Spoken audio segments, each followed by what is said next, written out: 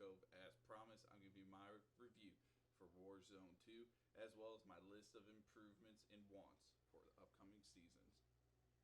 Alright everybody, let's get in, let's crack the knuckles and dive right on into this topic. I actually compiled a list, as you can see, so let's go ahead and start this bad boy, because if I tried doing everything I wrote down from memory, it just would not be good. So without further ado, let's go ahead. Alright everybody, so there is a lot of good in this Warzone that I really enjoyed.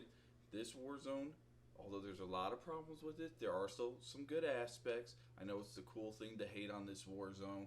I do know viewership has been dropping on it a lot. I know a lot of people don't like it, but let's turn ourselves around a little bit, take a deep breath,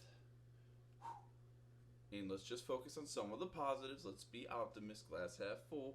There are some goods in here, and if they can improve upon some of the stuff in here, they can make this potentially better than Warzone 1. So the first thing I have written down is the map.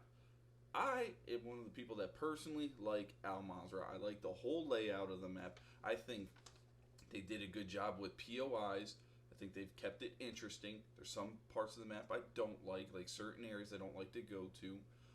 But overall, I thought the map was good. Is the map bigger than Verdansk? Yes. Should it be? That's debatable. I feel like that it was cool to bring a bigger map. There's just pacing issues with the game that make it feel like this is a bad idea for a bigger map. But overall, I like Al Mazrah. They keep it interesting. With that being said, my biggest and most favorite feature that they added with this Warzone is the water mechanics and the water gameplay. You can get boats, you can swim underwater, do a whole bunch. Like, they added a whole new layer of a tactical element in gameplay to Warzone with the water features. Now you don't have to worry about your toe hitting water and you're going to die instantly. I think it's very cool, done very well. So that's a great addition to the game. Backpacks. And what I really like about the backpacks this year is just the variety it lets you do. It's like Apex. You can get a medium backpack or a large backpack. If you start off a game and you find a large backpack, I promise you, you are set until the final zone. Because what's very cool about these backpacks, it allows you to go ahead and store a third weapon. So people are able to get an SMG and AR, but you can store a sniper rifle in your backpack and equip that and switch out with your AR or SMG, whatever you want to do. That's a cool feature. Streaks with the buy stations. This year, you can't just load up on kill streaks if you have a lot of money. You can only go to certain buy stations. They'll have certain things you can buy in the buy station. Like, one will have a UAV. But when one team buys that UAV, they go ahead and they block it out so nobody else can buy it. The parachute system in this game, it feels much smoother. It's not as clunky as Verdansk. And also zip lines. The zip line animation is smoother. Doesn't feel as clunky. You're allowed to detach from the zipline and reattach while in midair. The gas stations. I like how they did the fuel system for the vehicle, so people can't just drive around in a big Bertha all match. With a couple trophy systems on it, just dominate a match by just sitting in a vehicle. That was cool. Controlling the vehicles. I personally suck at driving any of the vehicles in there, so I refuse to get in them. Plus, being in a vehicle, you're like a mobile UAV for everybody, so never been a fan. But I also think the vehicles, the way they drive in this, very, very clunky, which, what are you expecting from a shooter? They're not going to put an emphasis on how the vehicles move in a game. So, other than that, fuel station cool. The repair from the fuel station is very cool. Now we get to talk about my favorite portion. The best addition that came to this Warzone by far.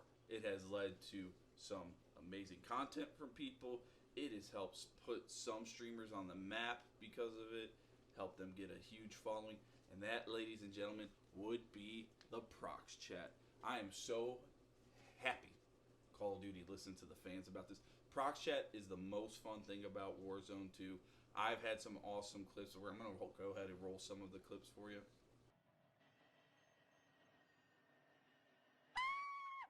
I see you! I saw you first. No, no, no, no, no.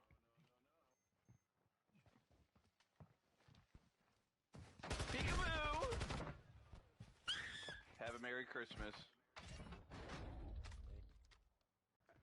Merry in front of us. Oh yeah, we are, baby. Come show me your piece. Yeah, they are. Hey!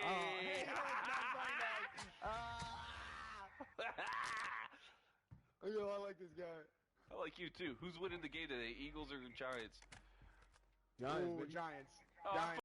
now you gotta now you gotta fucking my piece! Oh my god! It's gonna get crazy!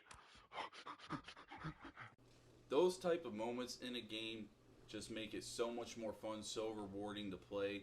Alright everybody, now we gotta move into the negative side of things for this video. So let's get into it. First big con I have with Warzone 2. Audio. The audio.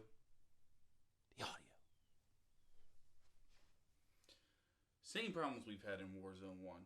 Can't hear people jumping on a roof above you. Can't hear people sprinting, sliding, dolphin diving near you.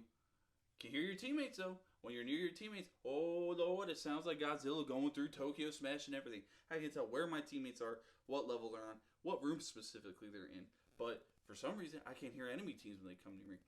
What else can you hear? Oh, I can hear a precision airstrike and tells clearly across the map. That's blowing up my headphones. I can hear freaking the voices from your characters mention something like, "There's an enemy over there. One of your members is not in the safe zone." Or the stupid noise that the strongholds make. Oh my gosh, like it doesn't make sense. Why is the audio so bad? Wait a minute, folks. Is that? Look, Dr. Disrespect's coming and making reservation to Cove. How you doing, Doc? 6'8", great. Woo! Can I get your opinion on how the audio is in Warzone 2, Doc? Do it for the people here at the Cove. Audio's so fucking terrible, man. Thank you, Doc. See you on the battlefield. Enjoy your stay at the Cove. Next big issue, bugs. Oh my gosh, folks. The prox chat bug. How long has that been in the game? That's been ruining the game for a while. How long does Call of Duty let some of these bugs go through before they decide to fix it? And this goes for all video game companies. Quit releasing products that aren't finished. Quit giving us betas, half-finished products, expecting us to pay full price and even more. These games are expensive enough. You want to offer us a $120 version? This game ain't $120. This is a $30 product right now because nothing's finished. You got bugs. Bugs with the looting system. Even though I like the looting system, there's so many bugs that you've had to change and revert back to the old looting system in Warzone 1 because you won't fix bugs. You don't listen to your community. You don't listen to your social media influencers, your content creators who are playing this game for a living and trying to make it better because they have passion about it. Just start fixing the bugs, man. Don't let it go through. This is why we have beta testers. This is why you come out with the beta. Fix it before it becomes a problem. Animations. And I'm talking specifically about reload, gas mask animations. Gas mask animation should have been done away with after Warzone 1. How many gunfights have we lost, folks? Because I gotta pull my stupid mask on my face while I'm in the middle of ADSing fighting somebody. How many times does the team have to know where I'm at in the gas? Because there's a delay with putting your mask on, so you start coughing, you start taking damage. You shouldn't take any damage, you have a mask. Stupid. Reload animations for SMGs and pistols especially, and weapon swapping. If you don't have fast hands, worthless. It takes forever to swap weapons, especially if you're going to LMG. Good luck with that. It's like you're trying to move a piano into a 4-story apartment or something.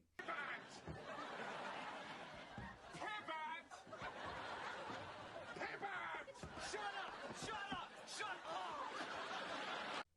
Reloading SMGs and pistols, way too slow. Even for smaller magazine sizes like an 8-round pistol clip. Even for a regular SMG that only has 30 rounds, you didn't put a bigger attachment on it. If you put a bigger magazine attachment, I understand it take a little bit longer. That makes sense. Realism, like you tried putting in your game. Do you want to be real or not? The Fennec, that clip should be magazine should be very easy. Take out, put in, continue to fight. It slows the gameplay down. It turns run and gun fun into slow, boring. Fix it. Some of the things I've been talking about in this content, I know they're going to address in Season 2. I know, but I didn't want to make you all wait any longer for this video, so I want to get it out now. The Gulag sucks. We all know it. We hate it. Thank goodness they're going back to 1v1. With that, take out smoke grenades. Take out the jailer. Oh my gosh, there should be no reason there's smoke grenades. Take out the jailer. Honestly, there should be no overtime timer in the Gulag, I feel like. Unless if somebody's AFK, maybe implement a system to where, alright, there's an overtime timer, but if somebody's AFK, you're going to notice over there. It's a free kill for you. Whatever. I didn't like in the 2v2 especially. You kill one, Jailer's chasing you. Now the dude's smoke grenading out, running around until the timer gets out so nobody can get free. That's stupid. Wasting my time. Pisses me off. Makes me want to turn the game off and go play something else. Next we got lack of cash. The loadout system in general. Al Mazrah is huge. Multiple buildings have cash. Problem is, loadouts to get are very expensive. What do you end up finding at most of these buildings? Stacks of 100s. Sometimes you'll go to 2 or 3 POIs. There's no cash, even if it hasn't been looted. You have legendary chests that don't spawn any type of cash for most of the time because you want people to hit these strongholds and focus on the strongholds so much to get the white chests to get all that cash. It's silly. There's no reason loadouts should be $32,000 a pop when you're playing 4-player squads. That's ridiculous. That $32,000, that's like playing a match of plunder in Warzone 1. The way the loadouts drop, come in too late, you've kind of fixed it to where they come in a little bit earlier, even so you're getting like possibly 6 max, and they're always smack dab in the middle of the circle, just wanting you to run out into the open and get absolutely wasted. Makes for people. Tells them, please, camp my loadout so I can get free kills. Aggravating. Hope there's more fixes to it. I'm not sure. I haven't deep dived into what's all being fixed in Season 2. Fix that. Make them cheaper. It's good that we don't get loadouts exactly right off rip like we could in Verdansk sometimes, but loadouts are such a big, important part of Call of Duty. Should be able to get them pretty quickly and start frying people, not have to rely on ground loot for most of the games. And this is the big one. Please. Fix sniping for me. Please. Call of Duty. Fix sniping. One shot to the head should down somebody. I don't care if you got 3 plates. They're plates on your chest. You didn't put a plate in your head. If you want to make it make sense, give us a helmet system like from PUBG, from Apex. Level 2, level 3 helmet. If I hit you in the head, that's why you're not downed automatically. Makes sense. I can argue, okay, there's a helmet system. That's why I just popped his helmet off. Doesn't make sense. Your head's exposed. I hit you with a 50 caliber bullet to the face. In the face! And people are still alive. Please fix that. Car 98, Warzone 1, some of the most fun times I've had. We don't want clips like this.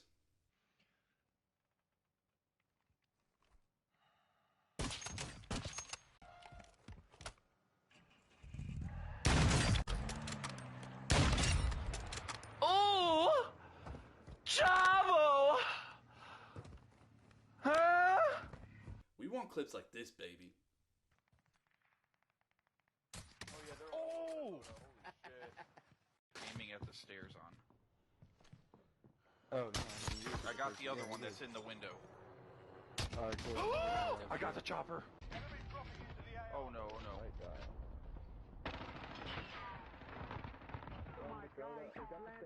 And don't forget to attack life with violence, speed, momentum.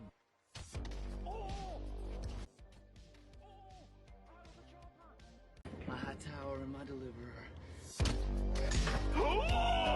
It'll bring back people to play. So many people quit because of sniping. Sniping is such a huge aspect.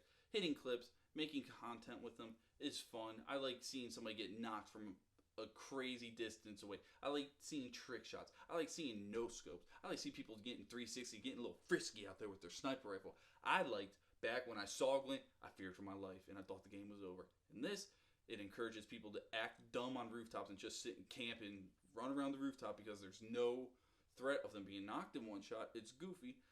Make them fear when they see the white light of death come upon them from a sniper. Fix that. I promise you'll get more players playing your game and you'll probably get more views. It'll be a great improvement to the game. Thanks everybody for tuning in to another episode. That was what I got for you. A long-winded rant. Pros, cons, improvements I'd like to see in the game. Go ahead. If you liked the video, go ahead and give me a thumbs up. Let me know what content you are all liking. Comment below. Let me know what you thought of Warzone 2. What you like, what you don't like, what you would personally like to see be implemented into the game to make improvements. As always, thank you for your support. We've been getting some great support on the shorts.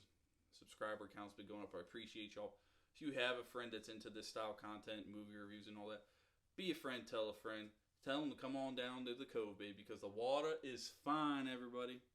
Thank you, and stay tuned for more content.